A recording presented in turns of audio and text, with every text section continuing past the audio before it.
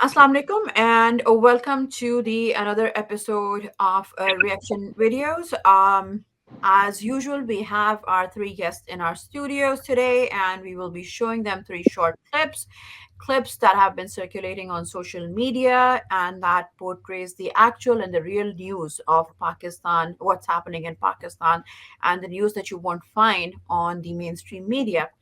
Today in the studios, we have with us Masif, Saman, and Fedi. And thank you so much for taking time out and welcome to our show. Without further ado, we're going to go straight to our first video. Studio, can we have our first video, please? Plenty to say about corrupt leaders, and people do say that it's a trademark of Pakistan politicians. How do we know you're not going to be the same?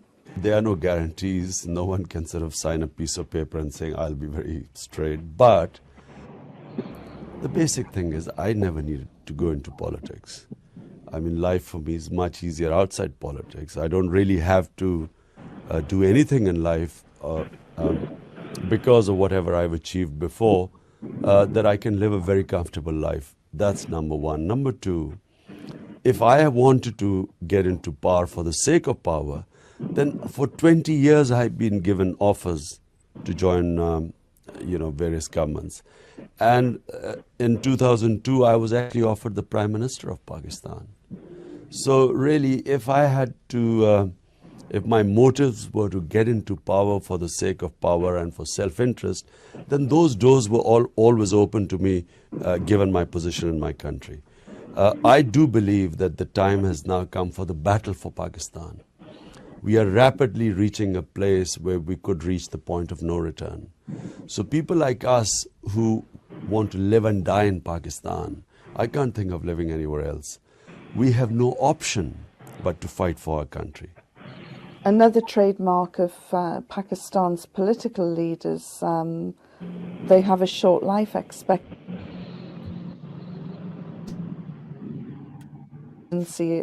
As a Muslim, do I believe that I have control over my death?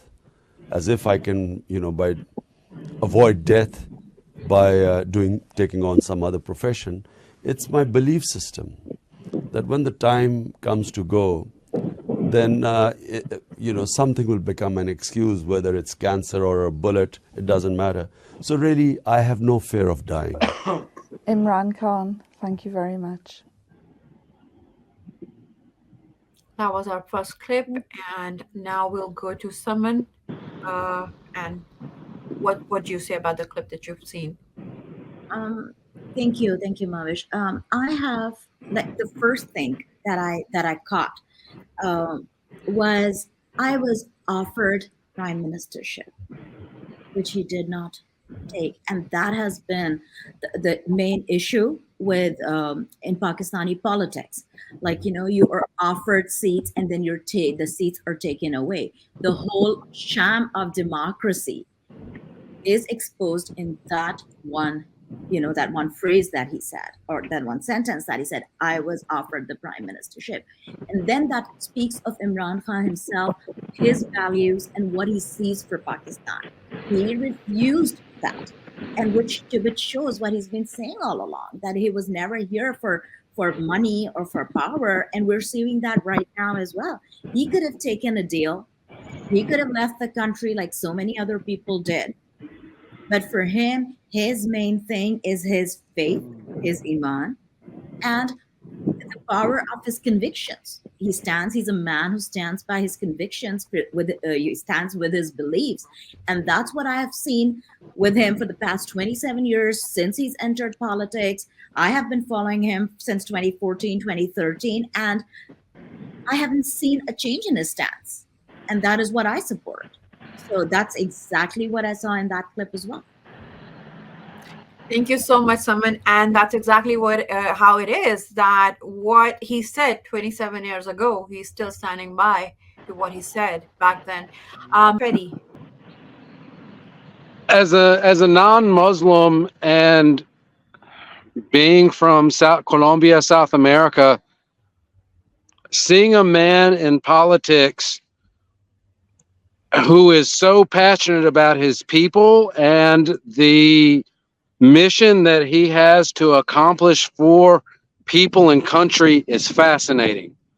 And the fact that it is trying to be trivialized and criminalized is mind-blowing.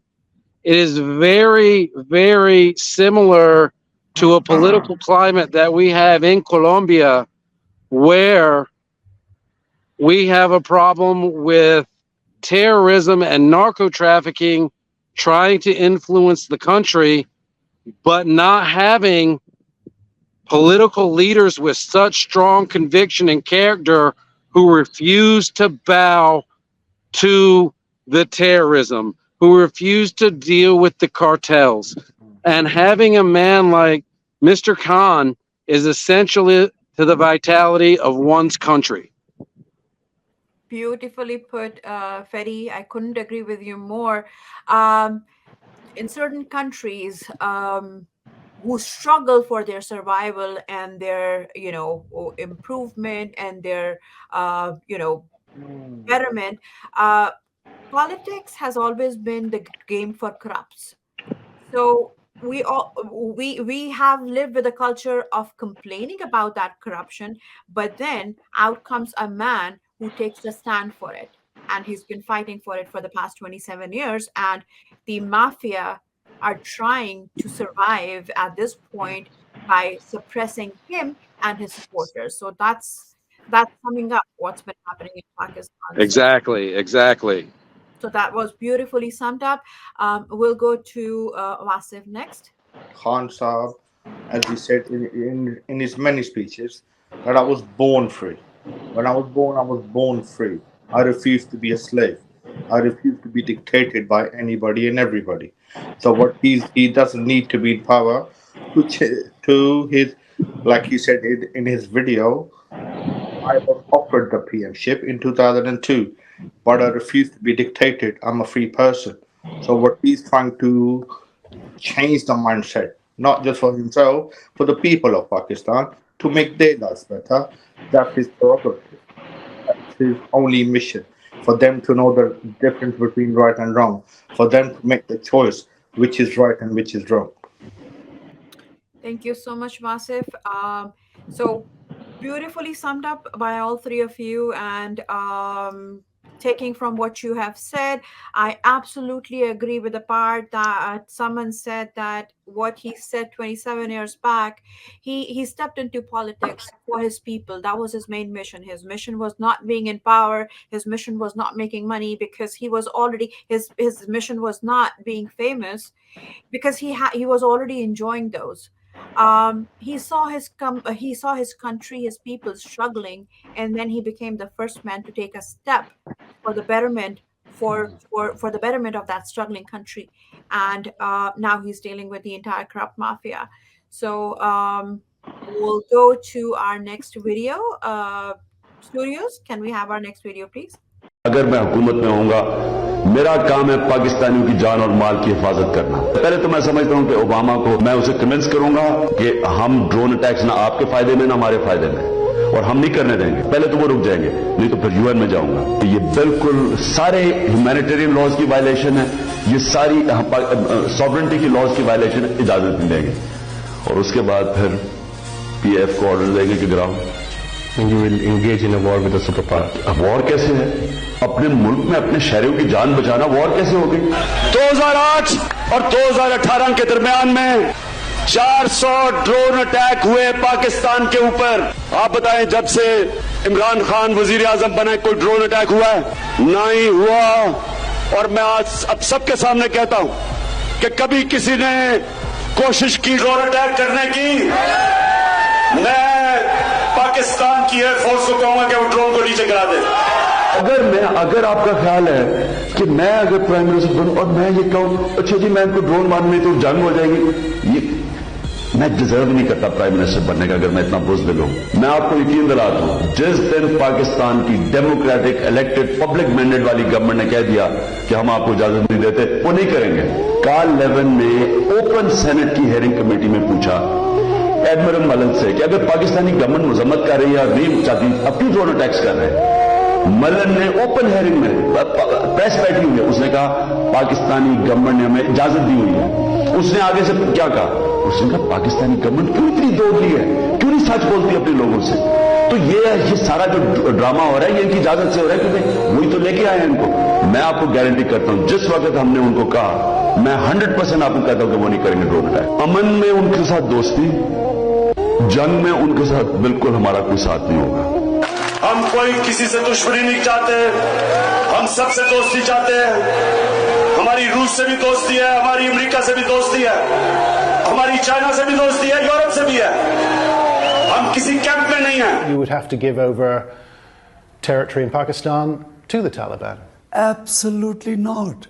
Do you allow the American government to have CIA here in Pakistan to conduct cross-border counter-terrorism missions against Al-Qaeda, ISIS, or the Taliban? Absolutely not. So you've seen a very important clip of Imran Khan Saab's tenure, and we'll go to our first guest for their opinion. Wasif, what would you say about this clip? Well, he stood by his word throughout his political career. Absolutely not. That's what hurts them, because he's the first prime minister, for as long as I can remember, who's always looked after his people and his country. He's always looked for the betterment of his country. I'm 40 plus. In my lifetime, I have not seen a prime minister who cares so much about his country other than Khan Sir. That's why I adore him. I love him. Thank you so much, Wasif. And I absolutely agree with what you've said, that the reason for him being in power is the people of Pakistan and their safety and their protection. So what he said back into 2012, he stood by his word. So that's where and absolutely not is where the whole journey started. And he still is. I'm sure everyone will agree that had he been asked the same question today, his answer would still be absolutely not. He is the man who stands for peace. With that, we'll go next to Saman. Thank you, Mavish. So I'm kind of first agree with what Vasif said. He is a man of his word. He's a man of his convictions. Secondly, when I was watching the first part of the clip, my initial thought was, here comes that infamous absolutely not. His stance has not changed, and we have seen that happening right from President Musharraf's time, when Imran Khan was still, he was in opposition.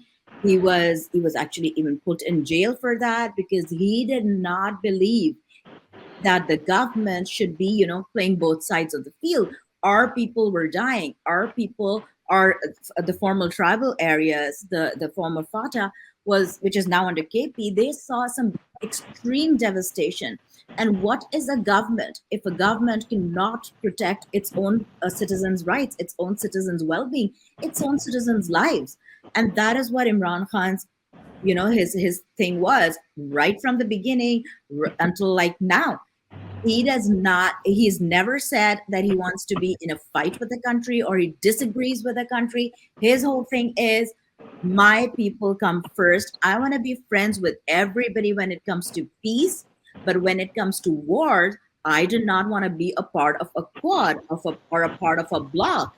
Because for me, or for any prime minister, for any government, it's important that their own people and their well-being comes first.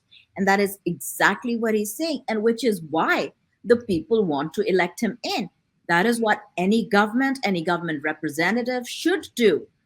Go with the people's, his mandate's wishes.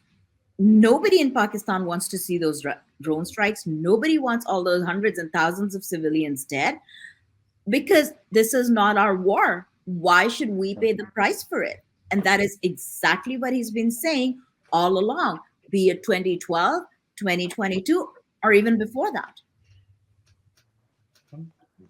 Thank you so much, Saman. And beautifully said, and I agree with you that he's a man of his word. And it's the responsibility in a democratic country. It's the responsibility of the head of the state, the safety of his country and his people. And also in a democratic country, the main way a democracy can sustain is to gain confidence of its people by providing them with the security, basic human rights, and that can only happen when there is rule of law in a country. So we'll go to Fedi, you now.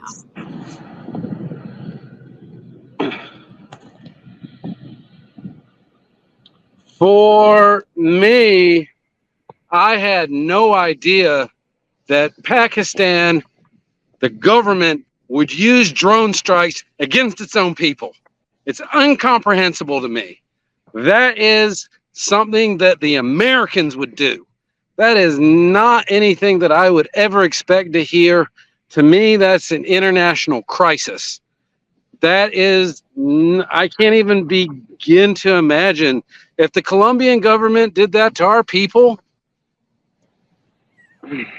I can't even imagine the political climate in which those type of things are able to happen. This man obviously needs to be in power. This man has conviction and has the best interest of his country in his heart and knows what needs to be done to secure this nation. Thank you so much, Fedi, and couldn't agree with you more on this. That he actually is the person who's standing for democracy and as a symbol of democracy at the moment. He wants peace for his country. He wants peace in his land. He wants his land to prosper. He wants his people to prosper, and that's exactly what he's fighting for. But then there are forces that do not want him to do, and all he's asking for is peace. And if there is peace in one region, it's gonna the peace is usually gonna spread to the surrounding territories as well. And it's beyond comprehension that why would anyone go against someone who wants all he wants is peace and for his country to prosper. So Exactly. having that said, studios, can we go to our third video, please? Every year, billions of dollars leave the poorer countries and go towards rich countries. Billions of dollars siphoned off by the ruling elites of the developing world. And they find their way into Western bank accounts, offshore accounts, tax havens, expensive properties hidden behind companies bought in Western capitals. Mr. President, this is devastating the developing world. This is causing more poverty, debts. It's impoverishing the developing world. The difference between rich and poor countries is growing because of this. Money laundering, which happens because money leaves the poorer countries into rich countries, is not treated the same as, for instance, money from drugs or terror financing. The seriousness which terror financing and money from drugs, the way it is treated, it's not the same. The way the poor countries are being plundered by their elites. It's not happening. In my country, when I took charge of our government a year back, in the 10 years preceding that, our total debt went up 4 times. The debt we had accumulated in 60 years, just in 10 years, it went up 4 times. As a result, the total revenue we collected in 1 year, half of it went into debt servicing. How are we going to spend money on our human beings, 220 million people, when half the money is going into debt servicing? Because our country was plundered by the elites, the ruling elite. So this was our third video clip from his Imran Khan's address in United Nations General Assembly. And we'll go to Fedi, you first this time. Fiscal mismanagement seems to be a problem in developing countries such as Pakistan and Colombia. We face many of the same socioeconomic problems that plague the developing world, with corruption, but mainly governmental mismanagement of funds. And it absolutely prevents the rest of the country and the population from being able to grow and develop with the rest of the world. When you have political ambassadorships to the United States, to Europe, Russia, and you have these quintessential relationships that have lasted quite some time that involve quite a bit of international financial aid to Pakistan, making sure that that money is appropriately allocated to the resources in which it was deemed essential to begin with. It can't be overlooked, it can't be overstressed, and it can't be mismanaged, because when that happens, we're looking at a 10-year window in which Pakistan's debt has increased, but it will become even worse if it is not managed, and if the brakes aren't put on the misallocation of funds and the corruption is not fought from within, because that will corrode society, as we've seen in many other developing worlds, such as what's happening in Haiti right now. Mismanagement of funds absolutely prevents the rest of the society from growing. Thank you so much, Betty. And I absolutely agree that mismanagement of funds, power in the wrong hand, and corrupt politics is the main cause that why societies and the countries do not prosper in current days and time. So we do need to fix the problem from within, from its root, so that we can move forward. Because yes, that's the absolute state that we, unfortunate and sad state of the Pakistan at the moment, that we do have the the debts on the country is something that has to be dealt with. And even though we do have politicians that have been ruling the country or the region for decades now, they've been handed over government, they've been handed over the power in inheritance, but they're still unable to make any improvements. So Right. Yes, problem needs to be fixed from the roots, from within, and money matters, and the misallocation of funds is one of the root cause of that. So with that, we'll go to Saman next. Your thoughts, Saman? Thank you, Mavish. See, Tehreek-e-Insaf, the Movement for Justice, that is the name of his political party. He came up with this over 27 years ago, right? Justice is what this man has been striving for, justice for his people.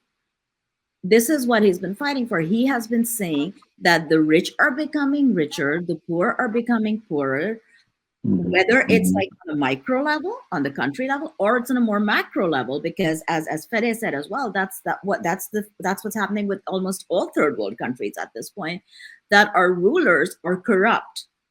When they give government contracts, or through various channels, they accumulate wealth, whether they take their cuts from the tax that's given to them or the foreign aid even that comes to them. That money that should have actually gone into the development of the country is then shipped abroad in overseas accounts, in safe havens abroad. The people of the country and the country itself keeps going poorer. And then what happens is that you need aid to keep your country moving, and then tax those poor people even more. And then that money, again, a bit of it is sent back to pay back the debts, and the rest of it is once again taken up by the powerful elite, sent into their offshore tax havens, offshore havens or the corruption. the rich get richer, the poor get poorer. We're seeing that when it comes to the first world countries versus the third world countries. We're seeing that into, like, the powerful elite, the rich people, the top 1% inside Pakistan, and then the poor people who right now are walking around the streets with their electricity bills in their hands because they cannot afford to pay the bills. During Tehreek-e-Insaf's rules, there were constantly TV shows on how expensive sugar was getting, and people couldn't afford it. Now it's impossibly high. It's the rate of inflation has gone like drastically up. People cannot afford flour, which they need. Bread is the staple for Pakistan. They cannot afford that. They cannot afford sugar. They cannot afford to pay electricity. Why? Because the price of the dollar keeps going higher. It has now touched almost 300. So everything that is dependent on the dollar, be it gas, petrol, be it be it electricity, all of that is becoming unaffordable for the people of Pakistan. So what's going to happen next is, like, do they expect the people of Pakistan to become cavemen and start living in caves because they cannot afford electricity? And that, the poor man, the average Pakistani person, is what Imran Khan has been fighting for, be it on a national level or in the international level, as we saw him talk at the Younger.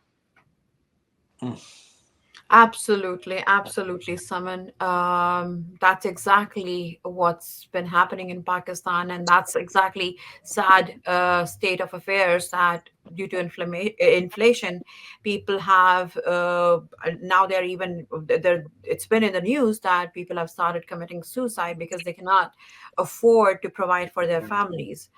Um, Vasif, what would you say about this clip? Yeah, it's really sad. It's your Zardaris, your Sharifs, your Mia Manshas, your barrier town guy, what's his name, Malik Riaz. They have ripped the country apart.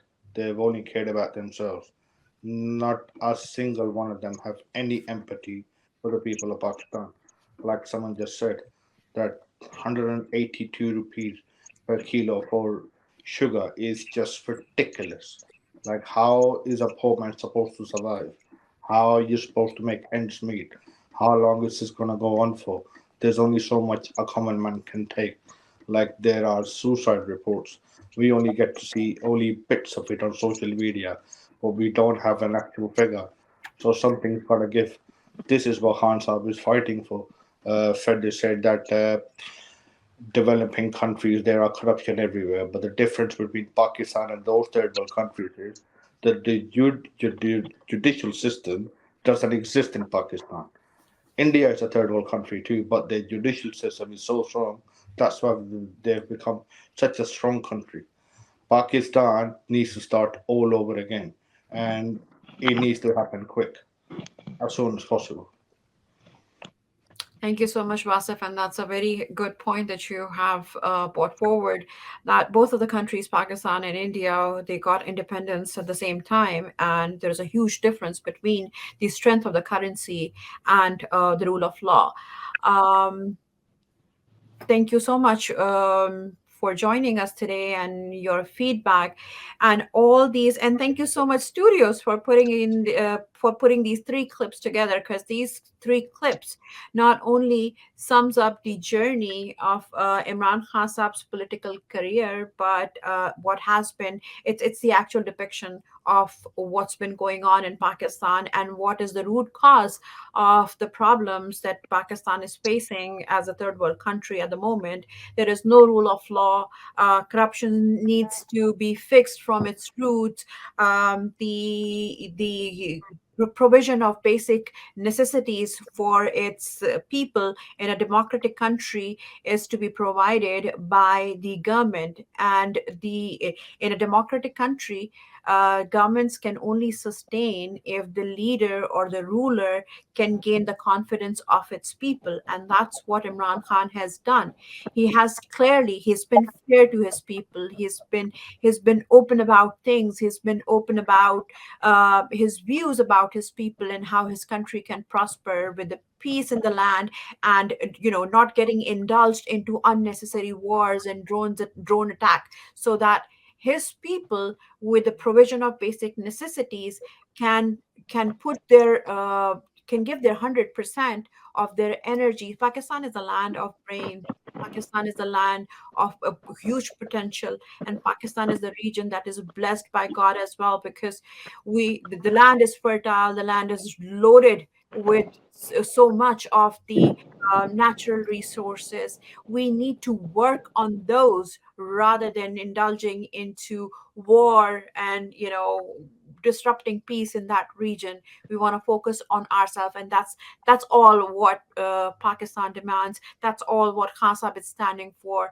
That's all we all as a Pakistani would like to see in Pakistan. And let's hope sanity will prevail, and those forces who are acting against him would gain some sense, and then let the peace rule the region, and let Pakistan prosper. Thank you so much for joining us today and taking time out.